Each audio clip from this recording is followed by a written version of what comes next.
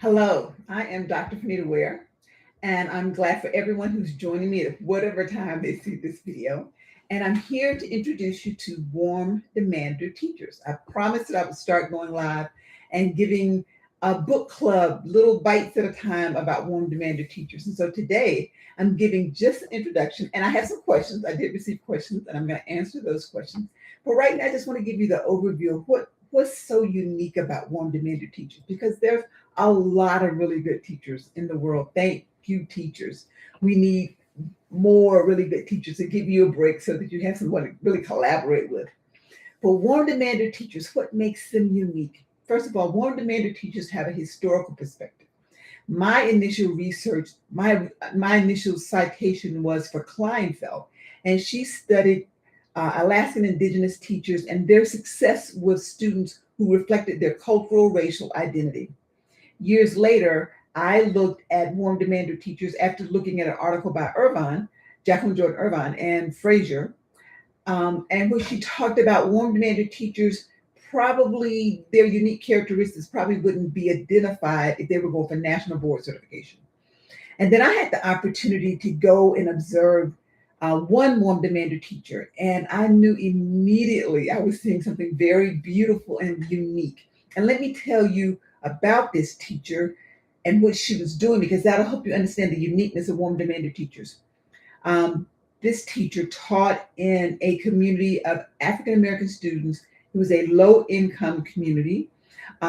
Students who came to her in the fifth grade were already behind in their reading, and her unique skill as a warm demander was to move students from wherever they were in their grade level readings to fifth grade. So when they left her, they were ready to go to middle school. The significance of bringing students up to grade level in a year. They talked about at her retirement party that she could teach a rock to read. I'll never forget that story. And that's essentially what she did. Students who had been thrown away, that people had presumed they could not be successful, she taught them to be successful. The other thing I observed her doing, and now I have a phrase for it, I call it cultural responsive inquiry. I used to call it cultural responsive constructivism.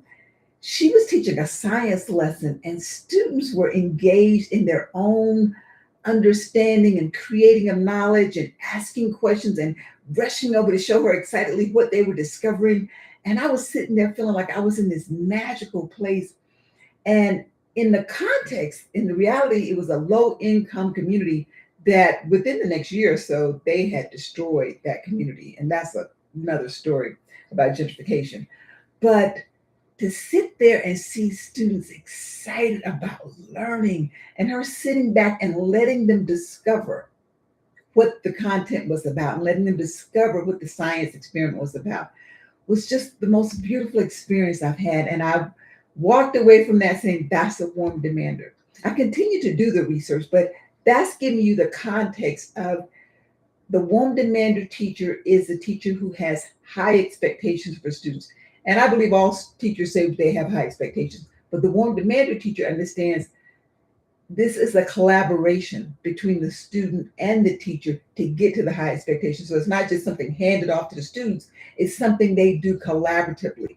And it's not just the teacher dragging them through lessons. More recently, in my work, since my book has been published, I've worked with a couple of teachers, and their challenge with their students were the students were really not engaged, and they were very much dependent upon the teachers to get through the lesson, and they weren't always on topic with the teacher. And so it was like this kind of wave. They'd be on for a minute, they'd be off task again, they'd be on for a minute, and the teacher just had to drag them through the lesson, so to speak.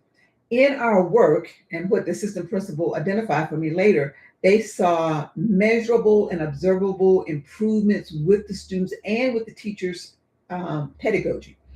But what we did in our work together, we got teachers to get out of just talking through the lesson, but getting students engaged in the lessons, getting students to talk about the lessons, getting students to ask questions about the lesson. So it was not just the dragging the student through the lesson or just talking whether they're on task or not, but the students were actively engaged in the lesson. That's what warm demander teachers do. They are able to get students to that high expectation, that collaboration. The other part about warm demander teachers were doing equity long before we were talking about equity. Um, they were doing this work out of a historical perspective, again, of teachers who served their community. So, example, Black or African American teachers with Black and African American students, where society had said, oh, those children can't learn. And those teachers were like, no, they can learn and they will learn. And that's how we saw growth in communities of schools with people who shared the students' cultural and racial identity. What we see now is we have teachers of all identities, cultural, racial identities, who teach and support our students. And so all teachers need to know how to be warm demander teachers. Um, and so as we see teachers moving into being warm demander teachers, I have some questions I want to talk about. And so I'm going to go to that and then I'll summarize and give you a little bit more information. One of the questions I received was, how can teachers become warm demander teachers? Isn't it just being kind and having high expectations? And it's not just that. It sounds like warm and demanding. That's why I think that's why it's been cited so much. The article's been cited so much because it sounds great, right? I'm warm, I'm demanding. But warm demander teachers in my work go beyond just caring and having high expectations or demanding that you do the work. One of the myths I've had to unpack with teachers is teachers have said, "Oh, that's tough love, right? They do tough love. You're going to do my work." And in Lisa Delpit work, she unpacks that. In my own work, I unpack some of that. But it's not just the being mean to students, because our students have experienced so much trauma that tough love doesn't resonate except in very unique relationships. And so if you're going to have a broad base of teachers become warm demanders, we need teachers to understand that you need to know your students and know your students' lived experiences to know how you are able to have warm and demanding experiences for them. Where one student you may be able to be a lot more assertive with them about expecting them to do their work. Another student, you have to understand what their lived experiences have been about and how you can engage them. The other thing I've heard about warm demander teachers is they're tough disciplinarians. And if a teacher is only doing discipline and not really engaging students, one, intellectually, and bringing their heart into it, like caring for students and loving students and knowing when to be soft and when to say, come on, you can try a little harder than that for me. A disciplinarian is not the warm demander teacher, and that's not what I'm going for in helping really spread the love about warm demander teachers and getting lots more teachers to understand it is a very unique way of teaching. There's a lot of self-growth that occurs in it, and the success is there at the end. Students do grow. Students learn to be critical thinkers and communicate their brilliant ideas. The warm demander teacher believes all students have brilliant ideas. And it's that collaboration with the students, like, how am I going to bring out their brilliant ideas? And to create student leaders. And for such a time as this in America, don't we need teachers who resist the oppression of school systems that say certain students can't learn, but instead create critical thinkers, instead create students who can communicate their brilliant ideas. And so we have students who will continue on in this vein and create a society that benefits all of us. So it's not just kind and high expectations. There's a lot of personal growth that happens in the process of being warm demander teachers, but teaching is a lot more fun. Teachers don't have to carry the whole cognitive load to be warm demander teachers because they've got student leaders and they've got students' ideas to be a part of the curriculum. My second question is, how can teachers be warm demander teachers with all the demands on time and curriculum and data collection? And I understand that. I come out of school. I know about schools. I've been a teacher. I've been a school leader. I've worked in administration and worked with schools directly. One of the things I've learned in the work that I've done with schools is in the observation rubrics that have been exposed to, teachers who engage in warm demander strategies and pedagogy, those are the highest levels of student engagement, and those get the best points, so to speak, on the observation rubrics. And so really it is a way of teaching that engages students' critical thinking skills, as I've said before, their communication, their ideas, their inquiry, their learning, and it's a way of demonstrating learning that goes beyond the teacher just doing all the talking. The next question I have is, I don't have time for relationships with students. My principal wants results or test scores. And I don't know how you teach them without relationships. Teachers have relationships with students. They're not always healthy relationships. Like going back to the idea of the disciplinarian, is that really a person who's encouraging students to believe in themselves and believe that they can do really amazing work? It's not just a disciplinarian. There is a relationship, and relationships are happening whether you identify them or not.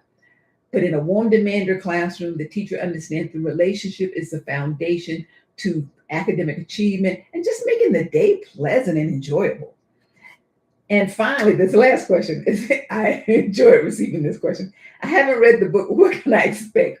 You can expect to learn about how to be a warm demander teacher. There are chapters, and at the end of each chapter, it has questions or reflection questions or facilitated questions for people who want to use the book as a whole school and have someone lead the facilitation. My favorite chapter, of course, is Radical Self-Care. I'll be talking about radical self-care throughout all of these book studies because radical self-care is the foundation to a warm demander teacher. Period, hard stop. You can't be a warm demander teacher. You can't live with the expectations of getting test results and observations and doing more than just having high expectations if you aren't well first. Warm demander teachers understand the significance of being well. And in doing their own radical self-care work, they learn neuroplasticity, they learn neurosciences, and they learn how to bring that into their classroom to, one, make the classroom more enjoyable, two, to help students learn, and three, to continue their health. So warm demander teachers, first and foremost, are well for themselves first. And in the healing for themselves, that's how they're able to just bring in this really rigorous instruction, really high expectations, yet fun, relationships with students that fit the students' needs and not just the teacher's objectives. And being well first, isn't that the most important thing that any of us can do? So thank you for joining me for this book club on warm demander teachers. If you want to know more about the work that I do with schools and with teachers, of course, you can contact me through my website or info@franitawarephd.com. I'm happy to ask questions.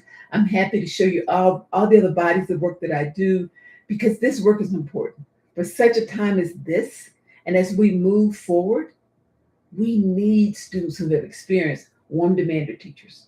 Thank you for joining me. I'm glad that you were with me today.